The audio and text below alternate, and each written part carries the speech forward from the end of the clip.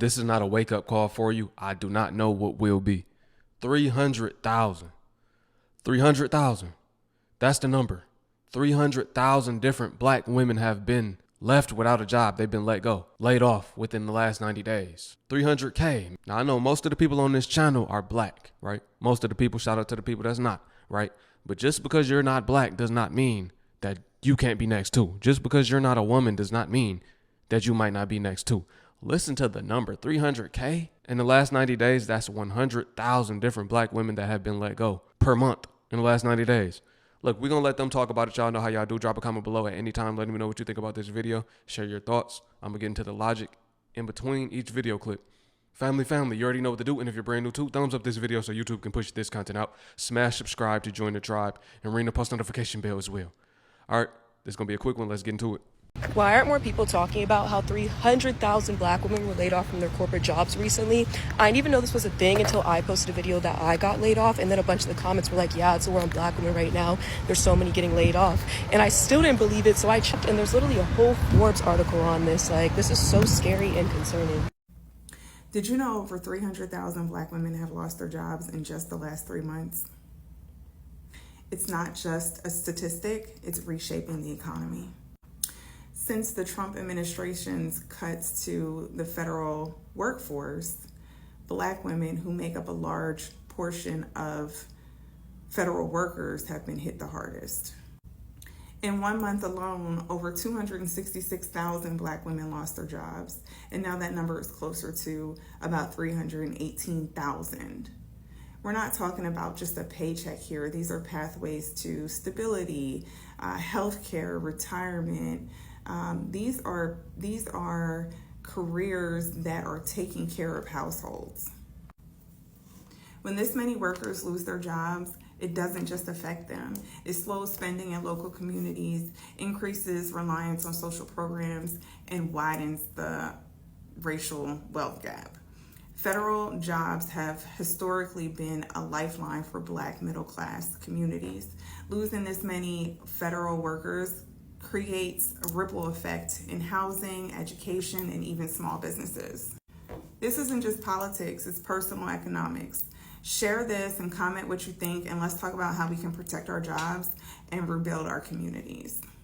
If this is not a wake-up call to you that you are under attack, you should personalize this one. This one should be personalized. You should feel like you are under attack because they're attacking our people.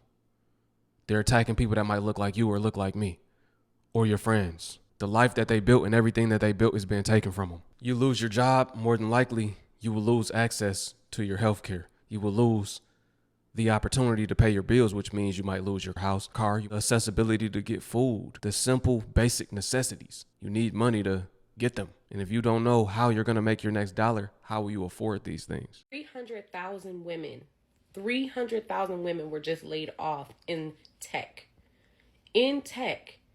This hurts me so bad because as a fellow black woman in tech, I know how it feels. I know where it's not a whole lot of us, but it's enough of us. And so this is becoming out of control. Like, I don't know what's going on where they are attacking us and pushing us out of these jobs. And we have to really be prayed up because I don't understand what is going on. But it's enough of us out there that I'm like, can we all just get together? Can all of us women band together? And why don't we create something that is for us, by us, that will be successful and we can literally employ ourselves? Can we just all do that? Like, let's all work together. Like, put something in the comments and let me know. Like, can we all just get together and pull our skills together and everyone just do their part and do a piece so that we can help one another? So my boss got laid off. This is the third manager I've had, all at different companies, by the way, all at different companies. The third manager I've had has gotten laid off, and I have somehow survived and have had survivor's guilt. 2 of those times I actually ended up getting let go afterwards. Just know that if you have employment issues, girl, you're not alone. Layoffs are not over. they're not over. I've been desensitized. I don't know what the accent is. Crying on the internet part 40,000. I just got let go from the job I've been at for 5 years. No one had any type of meeting or anything like that with me. It was just an email. I have unemployment, I have severance, I have a lot of unused PTO that will hopefully help me get through to the next job. But I'm scared. And it's hard to see just the industry I work in so just ravaged over the last couple of years. I've worked in production, and so many people I know have been out of jobs, and so that's why it's so scary, because yeah, I have a couple of months to search for a job, but I just don't know if I'll find one. So I work in production payroll, I know unions, I know accounts payable. If you hear of anything like that in the LA area, please keep me in mind. I'm a really hard worker. Y'all, I think I'm about to get fired. Because they just put a random meeting on my calendar with HR. Girl, I know what that means. Just get it over with. Like, just text it to me. Is experiencing a moment of significant change. So this has required us to manage the business more tightly, focusing on billability. So we in the other sectors have been working through efforts to increase staff billability to reach FY26 billability targets. And so we're continuously evaluating the or your location or the expertise or the years of experience, right?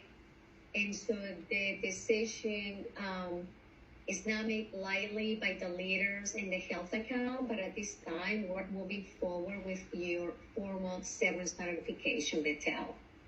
And so now I am going to have Adam discuss the next steps, right? And for would be on August 18th, which would be 10 business days from today.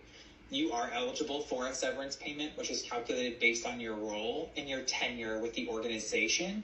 And is because of this action, your access will be shut off tomorrow morning at 7 a.m. Eastern time.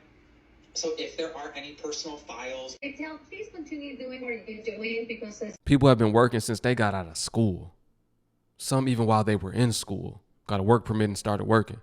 Now everything they work for is collapsing right in front of their face, right before their eyes. And there's nothing they could do about it because they believed in a system that used them and abused them emotionally and mentally. This is not going to end well, y'all. Please, please, please share this video out. Please do the due diligence to do some research on this topic, because some people still don't even know that these layoffs are happening like this. They don't know that millions of people have lost their jobs and hundreds of thousands of more people continue to lose their job every single month. This next one, this lady not black, but it's the same thing for people that's not black too. It's not a race thing. It's not a race thing. Everybody's under attack. I have just lost my job today. I just got laid off. I have worked for the last 5 years in the nonprofit sector. And due to funding cuts, they had to dissolve my role. I have loved my time working with this last nonprofit. I have loved doing the work that I do. I genuinely believe that I have one of the best jobs, or have had one of the best jobs that a person could ever ask for. Getting funding as a nonprofit, now more than ever, has never been more difficult. And the barriers in funding that they are facing is unlike anything I've seen in the last 5 years of my career. I'm just frustrated because I felt like after losing everything last year in Hurricane Helene, I moved to a new area that I don't know anyone, and 2 weeks after moving, we lost everything we had to Hurricane Helene in the flooding. And it's taken from then to now to finally feel like I've found a stride and gotten momentum and I kept having this feeling things are so good right now. I am afraid for when that next shoe drops. So I'm just taking today to process. I can't believe I lost my job.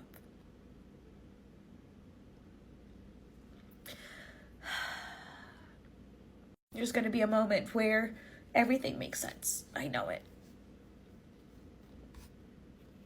I'm going to be absolutely honest with you. As somebody that was laid off as a DevOps engineer back in February, I have absolutely no desire to be a DevOps engineer ever again in the corporate world. I don't want to do it. I have enjoyed the career that I had and the time that I had and the skills that I've gained and the experiences that I got to experience and the money that I made. It was amazing. But what I will say is that as somebody that's been laid off twice, I'm not going to give corporate a third time to lay me off again. Now, I understand that there's no guarantee because obviously I have DevOps skills and I could go back into corporate again, but there's no guarantee that I wouldn't be let go. And I think that's why I'm at a stage in my life where I'm kind of having like a last hurrah moment where I want to give my all to building Sensim because it's an idea that I've had on my heart for a very long time. And one thing that I've hated about working in corporate is that corporate puts you in a box that you have to fit. And I genuinely don't care about meeting the KPIs for these people that have the power to literally make me unemployed like that. I just don't want to give another organization that opportunity, especially when you put me through 4, 5, 6 rounds of interviews just for you to disrespect me like that. No. I'm at a point where I'm going to give my all, honestly, a last hurrah in terms of building Sensim and putting that out there because that app is something that I really want to see living and existing and helping people because it's an app I've always wanted for myself to support neurodivergent people. But once I'm done with that, if you see me and I'm not a DevOps engineer and I'm doing something completely different, mind your business. And being that I am one of hundreds of thousands of Black women that have been laid off and have been on the market for months, maybe even over a year looking for a job, and if you don't believe me, you can just go on LinkedIn and look for yourself. I don't think that I'm in a position where I genuinely care anymore about staying in tech. I'm in a stage where I'm like, you know what? I just want to make my bank so that I can live the life that I want. If it's not in tech, if it's not me doing DevOps engineering, come what may. I don't know if there's anyone else that feels this way, but honestly, I genuinely feel like this founder journey is my last hurrah. And then I'm out. You have to humble yourself. You might have went to school for one thing, but you might not be promised a job in that field. You might want to work this job. This is where you don't always get the things that you want. If you heard that growing up, this is where this becomes realer than ever. You have to get in where you fit in right now. Wherever you can work, you have to work. You can't have no ego. Oh, I went to school. No, that don't matter if you went to school or not. You might be working somewhere that's under your education level. You might be overqualified, but if they want to hire you, they want to hire you. That's where you got to go. You might feel like you got more badges on your belt or whatever you want to call it. You got more stripes than that position that's available, but you got to get in where there's availability because there's a small window of availability. Other than that, nobody's really getting a job right now. More jobs are being downgraded or they're eliminating those positions more so and more quickly the new working opportunities are becoming available. It's the moment that I decided that these jobs are full of shit and I will never let one take advantage of me in that way again. So picture it, it's 2023. I'm making $28 an hour. I'm at a job that I love. I'm really excited. And December rolls around and I made some promises to where I'm thinking I'm going to be making more money the next month. So because it's December and I got that news, I spend more than usual during Christmas and even dip into my $1,500 of savings to spend an additional $700 on my family, friends, my daughter. I was having a good old time. Come January, child, them people let me and 300 other people go. They gave me 2 weeks to vacate. And I was so mad that I remember feeling like, you know what? I just want to quit on their ass today. But I couldn't. I didn't even have the money, the plan, the funds, the revised resume, the LinkedIn. Nothing was set up for me to just leave out of there. So I had to wait them 2 weeks and like work up until the very last day and let them use me and squeeze me for all my knowledge and resources in order to get enough money, like get all the money I could possibly get so that I could figure out my next steps. On the last week of my employment, I split my last day up working for my regular job, and then I ended up working a new job, and I had to take a job well below my means, like well below what I was used to getting paid, and well below my knowledge and my skill set. So I'm making $17 an hour. Mind you, the year prior in 2023, I just bought a 2024 vehicle fresh off the lot. And now I'm making $17 an hour. I live on my own. I have a 2-bedroom apartment. I'm making $17 an hour. I did not know what I was going to do. And then I just felt so low because like I let them really play with me. They really like juiced me them last 2 weeks because I couldn't afford to leave. So some months go by and eventually they reach back out and they want me back again. I say no a few times, and then finally I start negotiating a salary. That was my first time ever negotiating a salary. And it was mainly because I wanted them to leave me alone, but eventually they agreed to what I asked for, which was crazy because I just kept going up and up and up.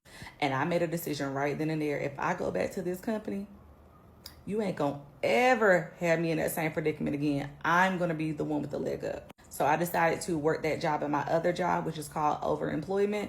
And I decided to stack my money like nobody's business because I felt like I could not trust them. Lo and behold, they did 3 or 4 more layoffs with at least 50 people each time. One time, I think it was about 300 more people. And for the first time in my life, I felt so calm, so serene, because I was watching my savings go from $6,000 to $8,000 to $17,000 to $25,000 to $32,000 to $40,000. It was just going up and up and up. And that's when I made the decision in my own like nervous system, like, you know what? Other people deserve to feel this way.